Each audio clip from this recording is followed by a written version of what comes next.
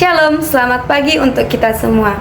Kali ini saya akan menyampaikan hasil pendalaman APP yang saya ikuti. Di dalam kegiatan APP ini, umat diajak untuk merefleksikan iman melalui beberapa tema. Di sini saya merangkum 3 tema, di mana yang pertama itu persekutuan dalam kebersamaan dan kepedulian. Dan tema yang kedua, pewartaan dalam dialog dan kesaksian. Tema yang ketiga, liturgi sebagai wajah gereja yang mendengarkan dan berdoa. Di tengah kehidupan kita, seringkali kita menjalani semuanya begitu saja, tanpa benar-benar menyadari makna di balik setiap pengalaman. Namun melalui aksi puasa pembangunan atau yang sering kita sebut APP, kita diajak untuk berhenti sejenak, melihat kehidupan kita, merefleksikan dalam terang sabda Tuhan, dan mewujudkannya dalam tindakan nyata. Di Stasi Santa Agnes, kita bisa melihat bahwa iman tidak hanya didengar, tetapi sungguh dihidupi. Umat di Stasi begitu aktif, bukan hanya hadir dalam kegiatan gereja, tetapi juga terlibat dalam kebersamaan, pelayanan, dan kehidupan sehari-hari. Sekarang kita masuk ke tema pertama, yaitu persekutuan dalam kebersamaan dan kehidupan, yang diambil dari Injil Yohanes bab 15 ayat 5 sampai ayat 12. Persekutuan dan kebersamaan dan kepedulian. Dalam kehidupan sehari-hari, kita sering melihat masih kurangnya kepedulian, kurangnya kebersamaan, bahkan kita lupa untuk memperhatikan satu sama lain. Namun melalui sabda Tuhan, Yesus mengajarkan bahwa Ia adalah pokok anggur dan kita adalah ranting-rantingnya. Artinya, kita harus selalu bersatu dengannya agar hidup kita menghasilkan buah, yaitu kasih.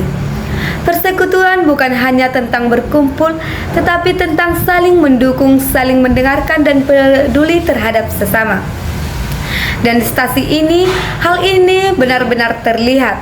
Umat saling menyapa, saling membantu, dan hadir satu sama lain dalam kehidupan. Semua itu dimulai dari hal-hal sederhana. Menyapa orang lain, membantu teman yang kesulitan, dan terlihat dalam kegiatan lingkungan. Selanjutnya kita masuk ke tema kedua, pewartaan dalam dialog dan kesaksian, yang diambil dari Injil Matius bab 28 ayat 16 sampai ayat 20. Bagian 2, pertemuan kedua, yang bertemakan pewartaan dalam dialog dan kesaksian. Di zaman sekarang, tidak sedikit orang yang merasa takut atau tidak percaya diri untuk mewartakan iman. Namun melalui Injil, kita diingatkan bahwa setiap orang beriman dipanggil untuk pergi dan mewartakan kabar baik. Ini bukan hanya tugas iman atau pelayan gereja, tetapi tugas kita semua. Pewartaan tidak selalu harus dengan kata-kata besar, tetapi juga melalui sikap hidup kita sehari-hari. Di Stasi ini, umat menunjukkan bahwa pewartaan bisa dilakukan dengan sederhana, melalui sikap jujur, berkata baik, dan tidak berbeda-bedakan, dan membawa damai di lingkungan sekitar. Dengan cara itu, iman menjadi hidup dan bisa dirasakan oleh orang lain. Nah, tema yang terakhir, liturgi sebagai wajah gereja yang mendengarkan dan berdoa, yang diambil dari Injil Lukas bab 19 ayat 45 sampai ayat 48. Liturgi sebagai wajah gereja yang mendengarkan dan berdoa. Seringkali kita melihat liturgi sebagai rutinitas biasa yang dijalani tanpa benar-benar dihayati. Padahal liturgi adalah perjumpaan dengan Tuhan, tempat kita mendengarkan sabdanya dan berdoa bersama sebagai satu umat. Di Stasi ini, umat diajak untuk mengikuti liturgi dengan sungguh-sungguh. Dalam pengikutan ibadah, mereka fokus, ikut bernyanyi, dan terlibat dalam doa. Karena melalui liturgi, iman kita diperdalam dan dikuatkan. Sekarang, kita masuk proses katekese yang menghidupkan iman. Dalam katekese APP, umat tidak hanya duduk dan mendengarkan.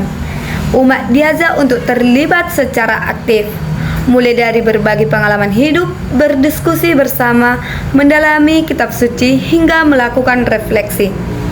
Semua itu membantu umat untuk lebih memahami makna iman dan mendorong umat untuk melakukan perubahan nyata. Di sini, pemimpin bukan untuk mendominasi, tetapi untuk mengarahkan dan memberi ruang bagi setiap peserta untuk berkembang.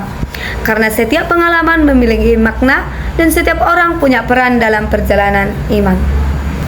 Sekarang kita masuk kepada bagian penutup. Melalui seluruh proses ini, kita diajak untuk hidup dalam kebersamaan, berani menjadi saksi iman, dan semakin dekat dengan Tuhan. Karena iman tidak cukup hanya diketahui, tetapi harus diwujudkan dalam tindakan nyata. Mari kita menjadi pribadi yang peduli, berani bersaksi, dan setia dalam hidup beriman. Terima kasih, Tuhan memberkati. Shalom.